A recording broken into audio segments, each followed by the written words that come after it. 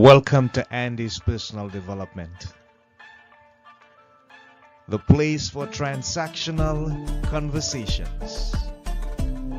During these conversations, we'll discover intentionality and clarity, and of course, purpose. Now, here is your host, Andy Anderson Charles. Hi, people, and welcome to this edition of Transactional Conversations. Our guest today is an intriguing character with so many skills and experience to share. The episode is entitled Purpose Driven Innovation, a veteran's mission to make everyday tasks accessible with Doug Katz. And he's in the house. So let's just see what the episode looks like and our guests. I will be with you momentarily.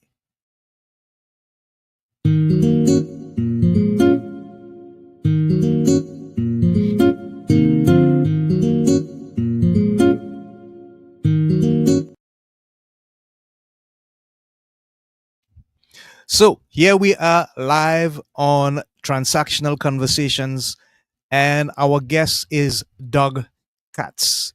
He is a West Point graduate, a disabled Army veteran, an adaptive product innovator on a mission to change lives in the kitchen.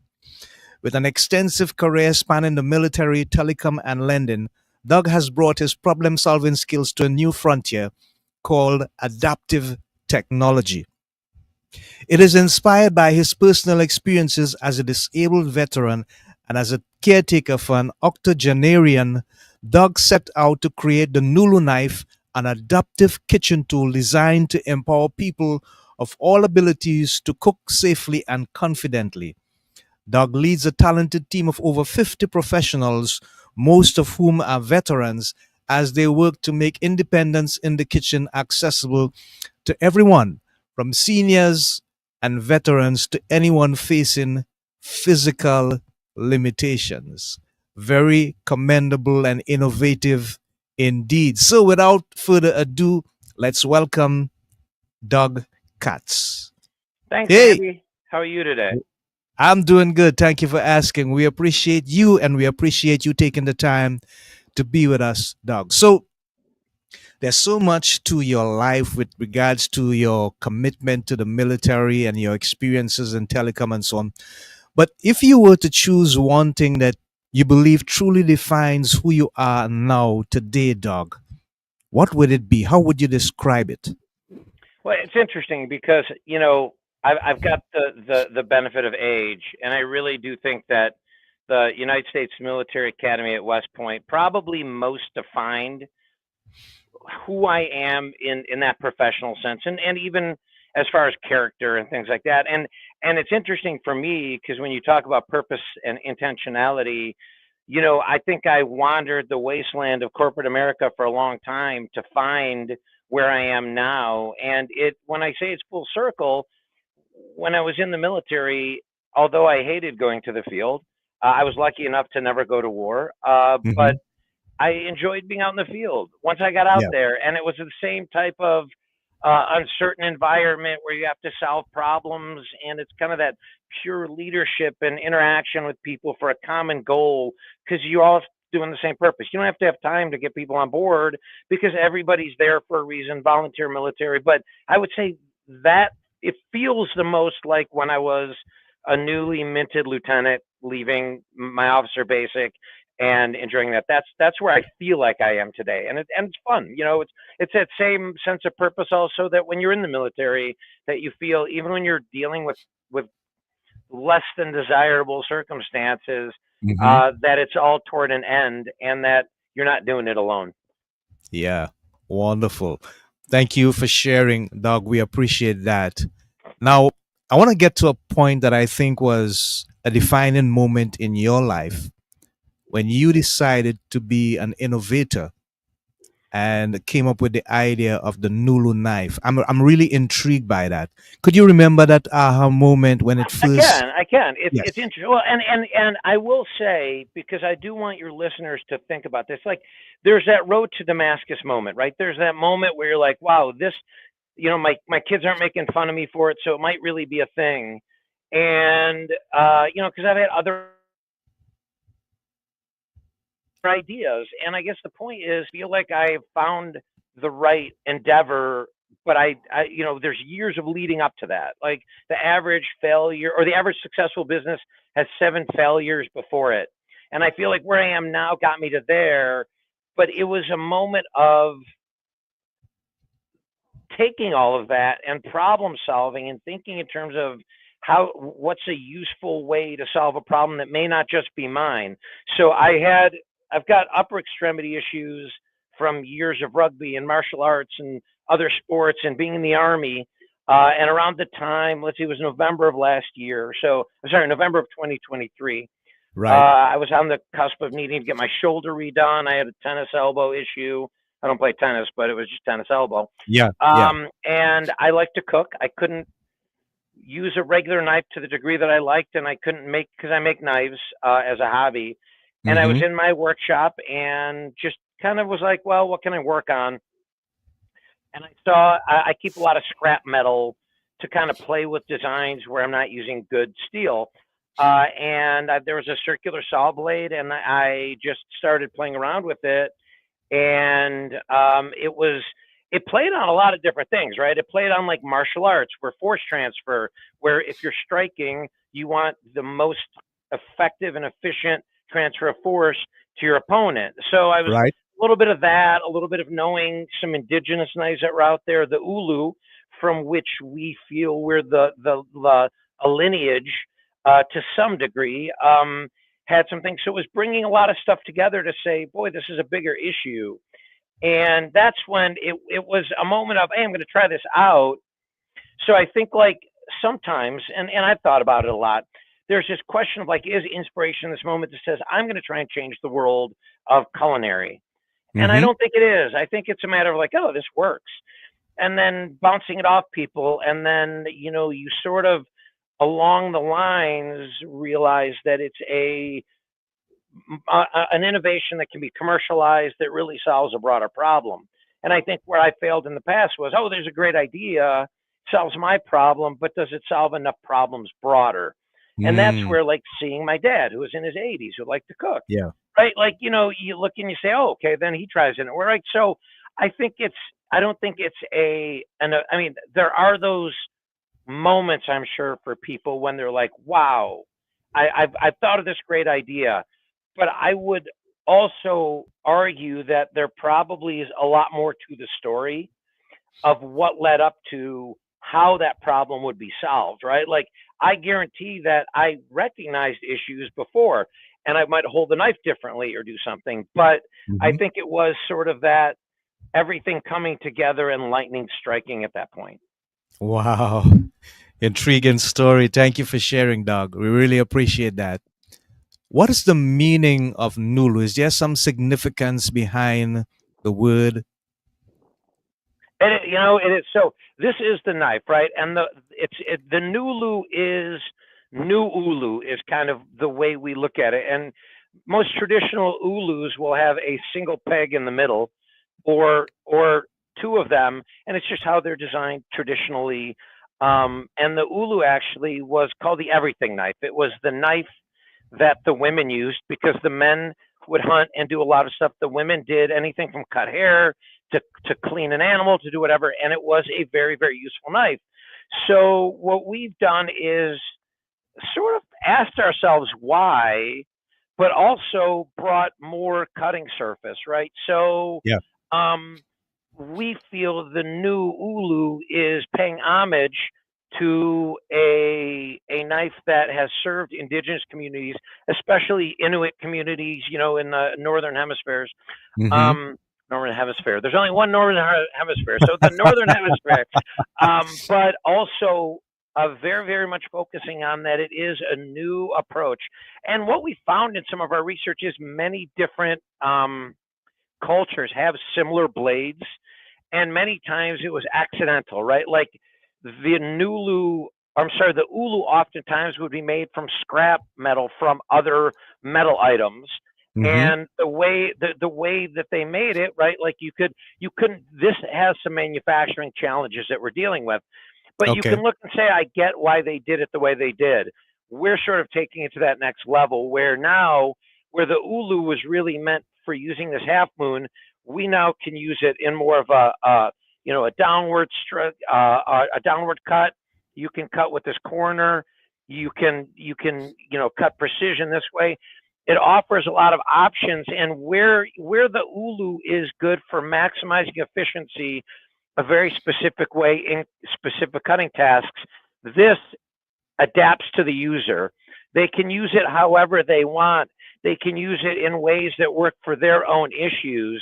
And if you think of this as an arc, basically every radius along that arc is a way that somebody can use it in a way that works for them. So we're finding new uses all the time. Yeah, which brings me to the next question. How can folks maximize this out of the kitchen scenario? Like for other That's a great tasks? question. Yeah. We started in the kitchen because it was the most logical, but we do have a roadmap that includes a sport version and other ones. Now, and when I say kitchen, I really mean food prep, right? So, Right. um, does this work? And this one is actually, and this is hopefully if you got people watching who say I can never do blah blah blah. I made this in my garage. This truly was built in the garage with. This is not knife. This is not hardenable steel because we wanted to Mm-hmm. make a quick prototype. This is Yeah. 3D printed. Like the way that people can make things today, you can do so much by just stepping in that direction. Um, but yeah, so I mean, we just kind of started down that route and kind of came down to this design. Wow. Wonderful. Yes, I love it. I love Oh it. wait, wait, Thank you. wait, wait. I'm Mm. sorry. And you asked one other question. Taking it outside the kitchen. And I'm sorry. Yeah. Where Yeah. I was going with that thought is that this could be taken out to the field. And in fact, Mm-hmm. let's say you're a camper. Well, this not only is a better cutting experience, it replaces a Uh-huh. couple of different knives. So if Okay. you're camping, let's say you like to tent camp and maybe you like to ruck it in and carry in all your stuff. This is a good way to replace a lot of different knives. You can even use it as a cleaver. Or if you have an RV or something, this takes a lot less space in a drawer. So Mm-hmm. the applicability for food preparation isn't limited to the kitchen, but it really is a food prep knife. And this is an interesting thing is, so I always have knives sitting around me, Yeah. right? So you see this. This is a field knife, right? This is a Bowie knife I'm working on. And if Uh-huh. you're going to the field, you want a point, right? Because you don't know what's out there. Right. So you want it to be a good multitasker, right? And the way, this is a little heavier. You could cut wood with it, right? You could pound with a hammer. You could do a lot of things here for field craft. This doesn't need a point. And when you get away from that thinking of, oh, I need a point for some reason, then all of a sudden it changes the whole use case and how it solves the problem. And that's what we found. And in fact, what we have found with some of the communities who need it the most, some of the disabled communities, they like that there's no point here because it's safer. Yeah. Because even vision impaired, it's just a Mm-hmm. safer product that Yeah. we're doing Yeah. some experimentation right now to Yeah. see like where does it even benefit more. All right. Wonderful. Wonderful. Thank you, Doug.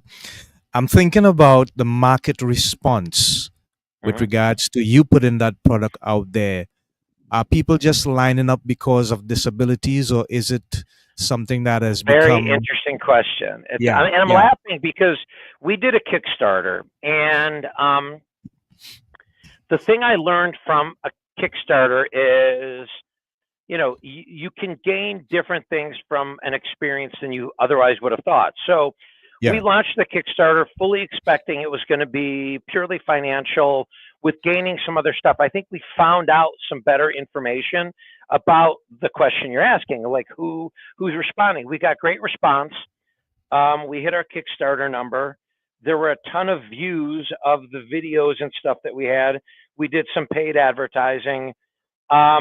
But we're not finding people lining up yet, and we think there were a couple of reasons.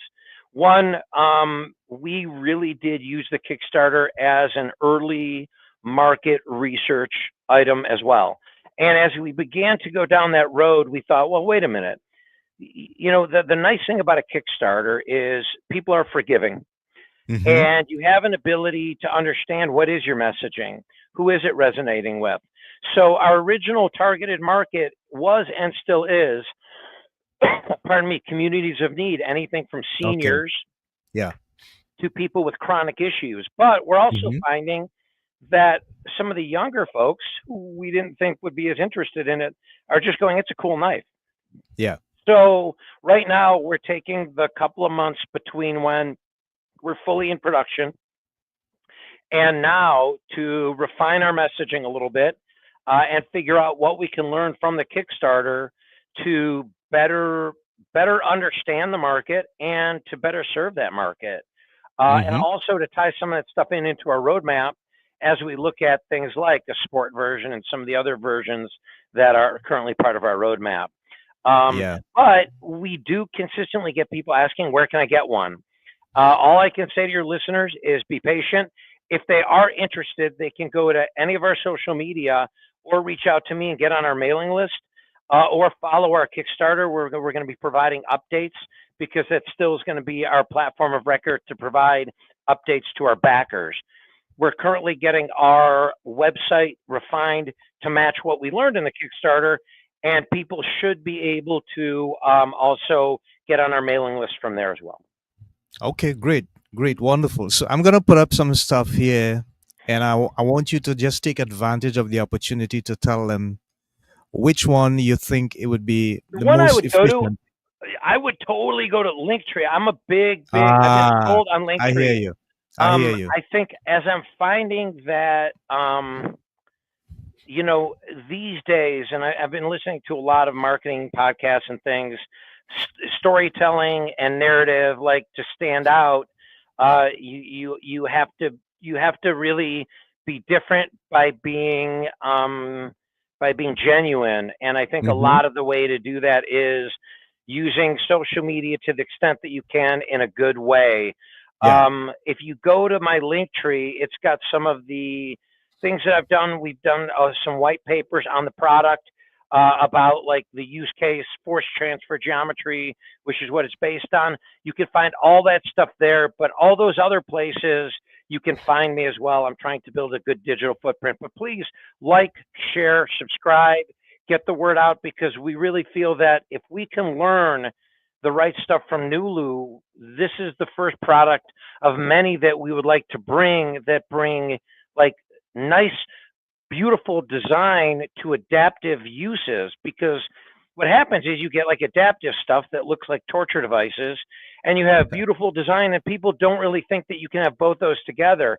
And we're consistently hearing from people that they love how this looks. And I think the more that people understand that we need adaptive products for everybody. I'm 54. When I was 45, you know, just I didn't think of it that way, the same way, right? Mm-hmm. Like just that, you know, when I was in my 20s, but everyone's going to end up here. Everyone's going to need a knife like this. So we really need to start thinking that way. Yeah. Yeah. Doug, what about live workshops where in real time live get an audience and you can show them the many different uses of this, the versatile You're aspects. 100%, man. Like what we're actually finding great feedback from cooking schools, Mm-hmm. who see the value in getting more people, either those who were not affected by chronic issues before and who now Yeah. are, or maybe Yeah. people who never thought about cooking. And many of them have been very generous. They've said that they'll completely host. What we need to do, we're waiting just to get our first shipment. The all the tariff scares are really affecting us, because of some of the unique. We wanted to make it in the U.S. Because of some unique aspects of the design and just how you have to grind it. We are making this one overseas, with some of the accessories made in the U.S. Because of that, our logistical tail is just a little bit longer. And again, when we start having these items, we're fully going to be doing more. It's a visual product. It's amazing how many people go, "Oh, you should get on Shark Tank." Just like it's like you call up Shark Tank and go, "Hey guys, you know what? I have a great product. You got to let me on." So we've sought exposure through those type of means, but there's a reason not everybody's an entrepreneur. You get a lot of no's. You Hmm. really, really have to know who you are and what you're doing and why you're doing it. So, we're hoping that that pays off to be able to get more visual demonstration. I am doing some informal stuff online that who Yeah. knows, right? You never know when you become the influencer that everybody wants to watch. And if any influencers are out there watching, we really do have highly, highly, highly prioritized as part of our marketing awareness to work with that community. So we do have a way, there's a link for requesting an evaluation model that people can get so they can evaluate it. So any influencers who are listening, please don't be shy. Yeah. Yeah. Wonderful message. Thank you for that, Doug. Now, in your opinion, what are some of the common misconceptions that people have about adaptive products, and how can you and your team shift the conversation so that the It's view is a great. more No, it's positive great. It's one? good. Yeah. Yeah. The biggest misconception that they have is not about the product; it's Uh about huh. their need. Their need. The need Right. for it. So ultimately, what's really interesting is adaptive becomes sort of a selective thing, Uh right? huh. So if you were to look at a lot of the tech that comes out now for people, wearables are in many ways adaptive, right? You don't want to, for whatever reason, you don't want to grab your phone or you can't, like, you can access stuff more easily. But what happens is I think there's a chasm between making a selection of something adaptive as a choice to say this is going to make me more efficient and choosing something adaptive because of perceived need because you're less than capable under other circumstances. And we actually struggled with this a little bit and said, well, how do you make people understand Mm-hmm. that adaptive is universal? Yeah. And what happened was we stopped and said, well, wait a minute. If you can make people identify with the symptom and not the fact that they feel that they are lesser by categorizing themselves as in some way disabled, but taking it a step further, and this is in my military time. In the military, you've got something called task, condition, and standards, right? Anytime, Mm-hmm. let's say I'm instructing a bunch of privates or a couple of enlisted, I would say, here's your task under these conditions, and here's the standard for completion. If you look in a kitchen, cutting a carrot, it's a task that's going to be under certain conditions to a standard. For a recipe, right? You might be chopping it, you might be Yeah. dicing it, you might be cutting it julienne. And when we started to think of the kitchen that way, there are a lot more people who are disabled than you would think, right? Because ultimately, if you can't use a traditional knife in a manner that somebody who otherwise could better than you, then you're disabled. Yeah. So where we're trying to get to is have people understand. Like my son yesterday broke his wrist on I took him up to Wisconsin to go skiing, or my wife did. Wow. He broke his wrist. Well, guess what? For the time Mm. being, he's disabled. Yeah. And I think if people didn't immediately disregard and minimize things like chronic pain that is getting worse, but is not yet putting someone at a point where they cannot do something that they otherwise would, or temporary situations where people could better understand how that brings a universality to not being able to do certain tasks, I think the question on adaptive stuff would disappear a lot. Because if like my son, he knows that in a couple of weeks he'll be out of a cast, so he doesn't really care. But I think the more that people understand that um, we're probably disabled more of our life than we're able-bodied for the tasks that you're talking about, then I think we would think a little bit different about it, put more money into it. Because here's the secret, and I wrote an article about this. Many times, adaptive just means more better, more efficient, and whatever. But when you're talking about a better cutting experience, but you've got something like this that's cool, right? People like the cool thing, man. They want a knife that makes them feel like a chef or like Jim Bowie or right? So now you're fighting paradigms of what people expect, and that if they can't fit the paradigm that they've created for themselves, that they're somehow lesser. Something that looks like this all of a sudden might be a little bit harder to accept. Wow, I understand the dichotomy there. It's an amazing, amazing time that we're living, and the challenge that we have to bring people to a sense of understanding of what matters, what's important. So we're Right. gonna take a quick break here for about 27 seconds. Our friends at fineradioguest.com. If you need a platform where you want to promote your product, you're an author, you're a podcaster, you're a leader, your coach, this is the place that you can go and get your bump ups, and they'll put you out there and make you much more applicable and available. So let's hear what our friends at fineradioguest.com has to say. 27 seconds and be right back with Doug. Fineradioguest.com.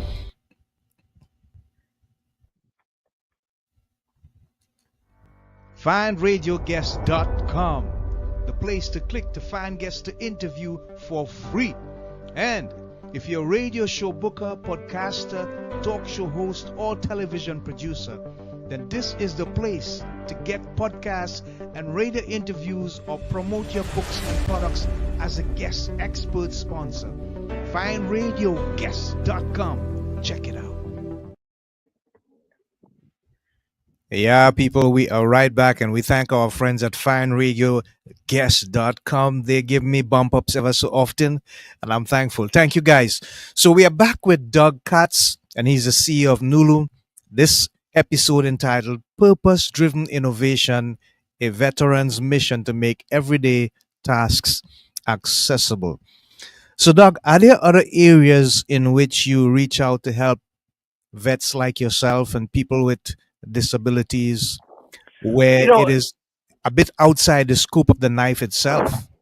most what I'm trying to do, well, I sit on the board of a Mm, organization that does honor flight and some others, and that's more in remembrance, right? Making sure that okay.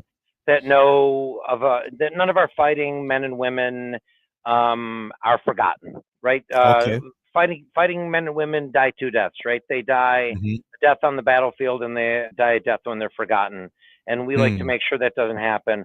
Um, but I'm also starting to become more involved with, to the extent that I can, helping people and paying forward the way I was helped. Um, there's a lot of people out there who have helped me on this veteran entrepreneurial journey, and it's hard. It's a hard, yeah. like, Yeah. it's a very interesting, fun but difficult journey, and there have been so many people who have been so generous. So I'm just trying to pay it forward that way, the extent that I can, and give advice to people who want to do what I did. Yeah. Wonderful. What does the future of Nulu look like in terms of engaging with so much more people, getting that kind of understanding going out, and really educating them on the purpose and the progress of this amazing product? Well, we're hoping that we really redefine how people think about cutting, right? Like, in the big picture, I've looked at it and said, if we could get the senior sandwich generation, people who are arthritis sufferers, a lot of us, then they understand it, and eventually, if we could get young people, we're doing some research now on a kids version. If everybody could understand that it's a better cutting experience, then we hope to redefine what cutting is in the kitchen. And in the big picture, if if we can then take our model, and we call it the ability curve, and we applied it to cutting in the kitchen, but if you can then start to look at any task, raking leaves, whatever, pick a task, and then can create a similar profile of who that helps, and you can create a profile that is representative of all the people who have challenges that way, then ultimately you can bring together more development around that type of thinking, so that investors And well, the the buying public look and say, oh, it's just better. Like, I have a friend who invented a rake that you can stick in the ground and stand up. It's a great invention, Yeah, yeah. right? But people then look at it and go, oh, it's a better rake. Like, I can rake faster. So, the cost of buying it means more, or it means less because I get the value. So we're Mm-hmm. hoping that we can really change how people think in the macro to say, this is how we should be developing all the time because it's just better. In the micro, we hope that people understand how it benefits them with a parallel penetration into the commercial market. When we did our Kickstarter, and we did this a little tongue in cheek, we had a hero tier that was a discount tier for veterans and first responders, but we added to that. We added to that anybody of an indigenous, who is of indigenous lineage, Yeah. to give homage to the Ulu. But then finally, we put food service workers because guess what? You use a knife every day chopping stuff, you're going to get a repetitive stress injury, or your likelihood goes a lot higher. This could end that. Yeah. So we are trying right now to make inroads into commercial kitchens and the businesses that support commercial kitchens because we feel we could have a significant impact in um, reducing injury, reducing employee absenteeism because they're injured, um, giving people longer careers in Mm-hmm. stuff like food service because if you get carpal tunnel syndrome and arthritis, you may not be able to continue Mm. cooking. Yeah, And if yeah, let's say it's your own food truck, right? There's a lot of things that can affect you, but also bigger players we should be taking care of our food service workers. They work pretty hard during COVID and everything. They did a lot. And I think that this really provides a mechanism to protect them from what is probably their biggest on the job um, risk, right? Like, is losing their ability to make a living because they're injured. And then Mm-hmm. for the owners, um, we're playing around now a little bit with figuring out the right numbers are. All I can do is run it against what I do, but we're seeing a 5 to 10% productivity increase for people to be able to perform cutting tasks. Right? You're not switching knives, and it's Yeah. more efficient cutting. Um, so now, does it not only protect workers, but does it also add to the bottom line? So we're Mm. really trying Yeah. to get into that world as well. That should be part of the future. And then accessories that leverage the cutting experience. Cutting boards that are designed to be able to work in a manner that gives people with disabilities more control. So it's a full product line. We're not done after this. Yeah. Wonderful. Thank you for sharing, Doug. You have over 50 professionals and veterans. How did you manage to bring this team Okay, together, so that Doug? I ran into, so it's over 50 age. Yeah. So, and we don't have over 50 people yet. Mm-hmm. We're at about 15-ish working on the project in some Okay. way, shape, or form. More like 8 or 10. But when I put over 50, and I got to figure out a way to do that, I put the dash in there. Yeah. But I do want to talk about that because it's not about size, Mm-hmm. and I'm sure I'll get teased about saying that. But it is really about the people. And what I'm finding is corporate America's got it wrong, right? Okay. So Yeah. there was an article that I was covered on for Aegis magazine that focuses on this, right? But people over 50, like 50, is not what it used to be, Mm-hmm. and I'll tell you, you can find some amazing, amazing, amazing talent out there who have been displaced from corporate America, Yeah. who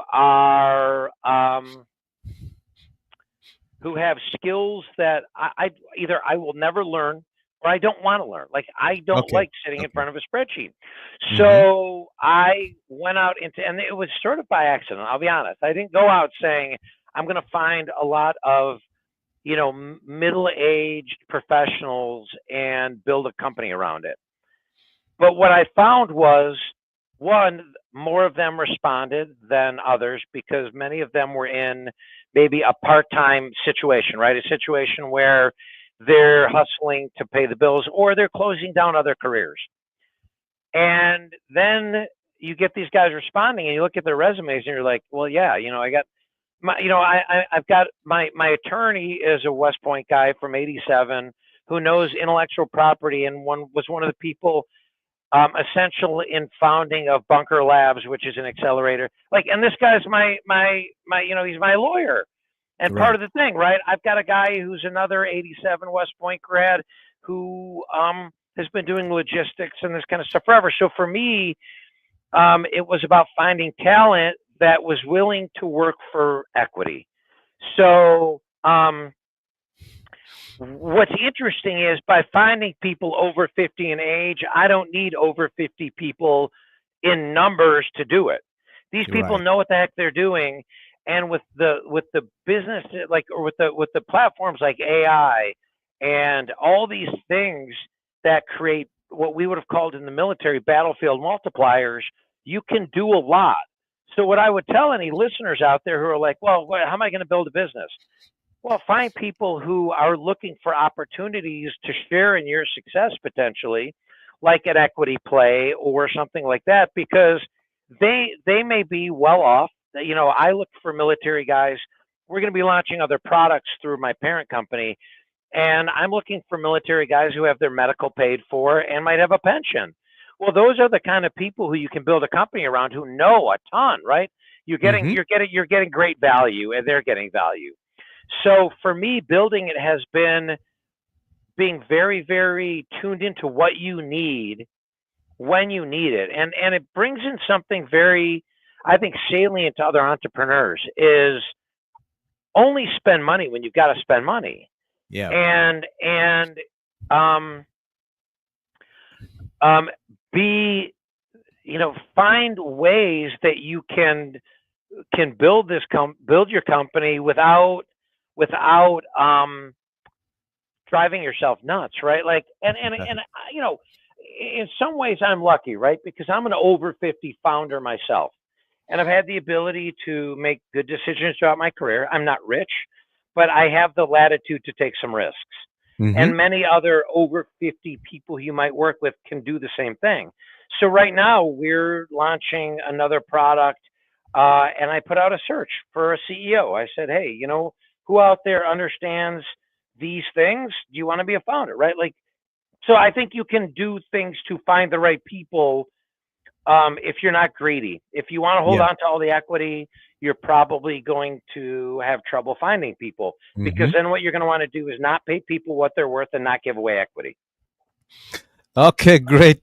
On that note, we have come to the end of this wonderful and engaging episode. Purpose driven innovation, a veteran's mission to make everyday tasks accessible with Doug Katz, the CEO of Nulu. And we're going to put up the information on the screen one more time so that you can make sure you check him out to get the product and all the other good stuff that they're going to be doing in the future to help the differently able, the disabled, the veteran, so many other folks that they're reaching out to with regards to the importance of this amazing product. You've been a wonderful and engaging guest, Doug. Thank you so much Thank for you. your You've been an input. amazing host. Great host. Thank you. We appreciate. Thank you. So until next time, this is Andy of Andy's Personal Development on Transactional Conversations, together with my guest, Doug Katz, saying so long, take care, Godspeed, and all the best for 2025. Bye for now, guys. Thanks much. Yeah.